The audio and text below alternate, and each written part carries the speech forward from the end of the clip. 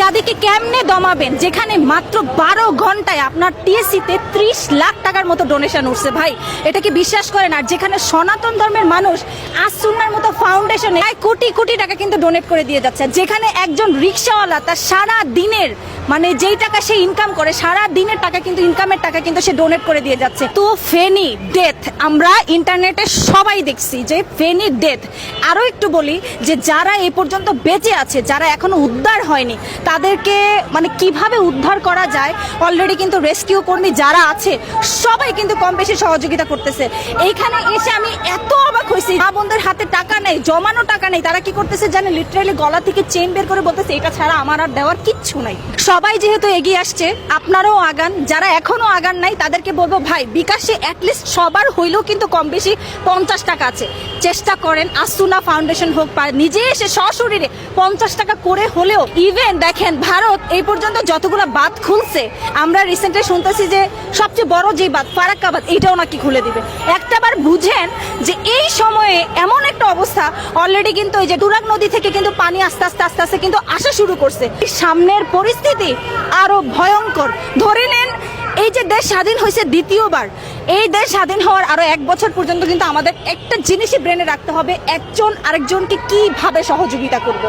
এতদিন আমরা বলছি যে স্টুডেন্টরা হচ্ছে এক একটা ফেরেশতা, এক একটা বাঘের বাচ্চা, বাট একটা কথাই বলবো, স্টুডেন্টরা এতদিন কিন্তু যা করার করে দিয়েছে, দেশ স্বাধীন করে দিয়েছে, কিন্তু এখন দায়িত্ব দেশ রক্ষা করা, সেটা দায়িত্ব কিন্তু শুধু স্টুডেন্টদের না, সেটার দায়িত্ব একদম ছোট বাচ্চা থেকে শুরু করে একদম বয়স্ক সবার। কিন্তু এই মুহূর্তে সবচেয়ে বেশি প্রয়োজন হচ্ছে পানি, মানে পানির অভাব ফিল করতেছে। আমি বলবো যারাই ত্রাণ দিতে আসতেছেন চেষ্টা করবেন পানি অ্যাটলিস্ট হলেও দেওয়ার জন্য, কারণ শুকনা খাবার পর্যাপ্ত পরিমাণে কিন্তু দেওয়া হচ্ছে, কিন্তু পানি এই জিনিসটা এত পরিমাণ ক্রাইসিস, পানি যত পারেন দিয়ে যাবেন। যদি পারেন পানি বিশুদ্ধকরণ ট্যাবলেট দিবেন, কারণ পানি যারা দিতে পারছেন না, ফার্মেসিতে কিন্তু পানি বিশুদ্ধকরণ ট্যাবলেট আছে, অ্যাটলিস্ট পানি বিশুদ্ধকরণ ট্যাবলেট হলেও কিন্তু দিয়ে। এই যে আমার পিছনে দেখতে পাচ্ছেন বৈষম্য বিরোধী আন্দোলন, যেখানে প্রাণকেন্দ্র একদম ঢাকা ইউনিভার্সিটির প্রাণকেন্দ্র টিএসসি, যারা চাচ্ছেন যে এখনো পর্যন্ত আমি কোথায় ত্রাণ দিব, কিভাবে ত্রাণ দিব, কার কাছে ত্রাণ দিব, ভাই একদম চোখ বন্ধ করে সশরীরে এসে যদি একবার এসে এই টিএসসি প্রাণকেন্দ্র, এখানে দেখেন পিছনে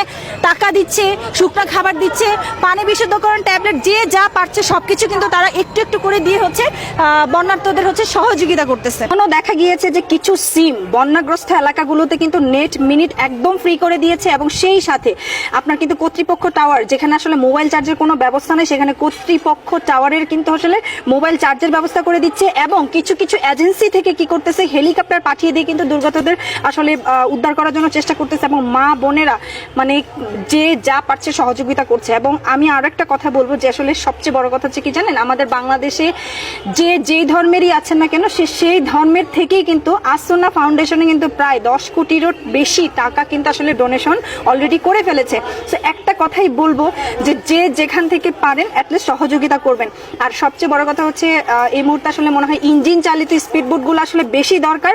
সো যারা পারেন ইঞ্জিন চালিত আসলে স্পিডবোটগুলো দিয়ে আপনারা সহযোগিতা করবেন। আর আরেকটা কথা বলি, ত্রাণ কর্মীদের আসলে যারা ভাবছেন যে যারা যাবেন আপনাদের যাতায়াতের ব্যবস্থা আসলে ঠিকভাবে করা হয়েছে কিনা, আপনারা কিভাবে যাবেন, তাদেরকে বলবো যে 21শে এক্সপ্রেস আপনাদের যাতায়াতের ব্যবস্থা কিন্তু ফুল ফ্রি করে দিয়েছে। সো আপনারা যারা যেতে চাচ্ছেন, যারা আসলে আপনারা চাচ্ছেন যে আসলে সেখানে বন্যার্তদের আসলে সহযোগিতা করবেন, উদ্ধার করতে যাবেন, তারা চেষ্টা করবেন যে আসলে যোগাযোগ করে একজন আরেকজনের সাথে অবশ্যই যাবেন।